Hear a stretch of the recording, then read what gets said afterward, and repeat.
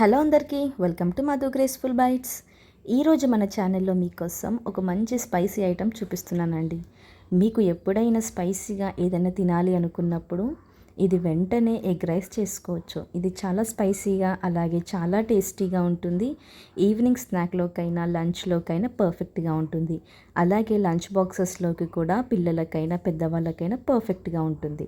ఇక్కడ నేను ముందుగా రైస్ని తీసుకున్నాను. ఈ రైస్లోకి ఇక్కడ నేను 1.5 టీ స్పూన్ వరకు కారంని యాడ్ చేస్తున్నాను. అలాగే రుచికి సరిపడేంత ఉప్పుని కూడా వేసుకోవాలి. అలాగే 1 టీ స్పూన్ వరకు ధనియాల పొడిని వేసుకోవాలి. ఇప్పుడు దీంట్లోకి మనము గరం మసాలాని కూడా యాడ్ చేసుకోవాలి. గరం మసాలా వచ్చేసి 1/2 టీ స్పూన్ సరిపోతుంది. ఇలా వీటన్నిటిని వేసుకొని మనం ఈ రైస్ని బాగా మిక్స్ చేసుకోవాలి.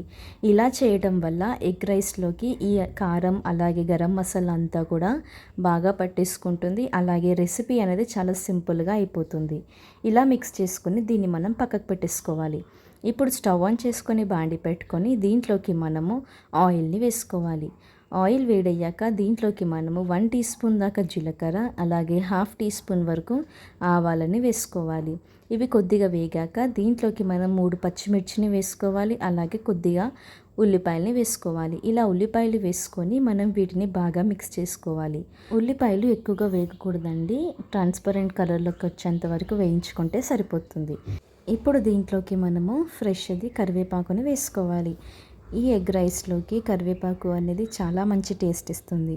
ఇలా కరివేపాకుని వేసుకొని మనం వీటిని బాగా మిక్స్ చేసుకున్న తర్వాత దీంట్లోకి మనము 1/2 టీ స్పూన్ వరకు అల్లం వెల్లుల్లి పేస్ట్ యాడ్ చేసుకోవాలి. ఇది మిక్స్ చేసుకున్న తర్వాత దీంట్లోకి నేను ఇక్కడ 4 కోడిగుడ్లని వేసుకుంటున్నాను. మీరు తీసుకున్న రైస్ క్వాంటిటీని బట్టి లేదా మీకు నచ్చిన ఎగ్స్ ఎన్నైనా కూడా వేసుకోవచ్చు. ఇలా 4 ఎగ్స్ వేసుకున్న తర్వాత మనము హై ఫ్లేమ్ పెట్టుకొని ఒకసారి బాగా మిక్స్ చేసుకోవాలి.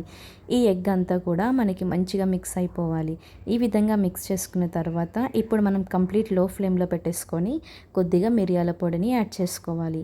ఈ మిరియాల పొడి ఎగ్ రైస్లోకి మంచి టేస్ట్ అనేది ఇస్తుంది. ఇలా వీటిని వేసుకున్న తర్వాత మనం మిక్స్ చేసి పెట్టుకున్న రైస్ ఉంది కదండి, ఆ రైస్ని ఇప్పుడు దీంట్లోకి వేసేసుకోవాలి. ఈ విధంగా రైస్ని వేసుకొని హై ఫ్లేమ్ పెట్టుకొని మనము బాగా మిక్స్ చేసుకోవాలి. ఎగ్ రైస్ అనేది హై ఫ్లేమ్లోనే మిక్స్ చేసుకోవాలండి. అప్పుడే మనకి ఇది మంచి స్మోకీ ఫ్లేవర్ అనేది వస్తుంది.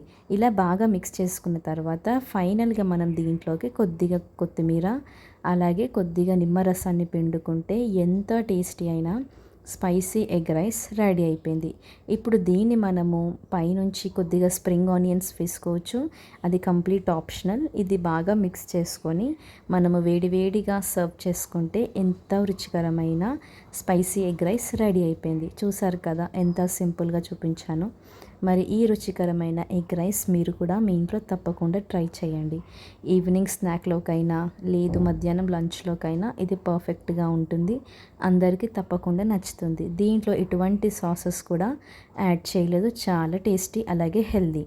Thank you for watching Madhu Graceful Bites. Like, share, subscribe. Bye.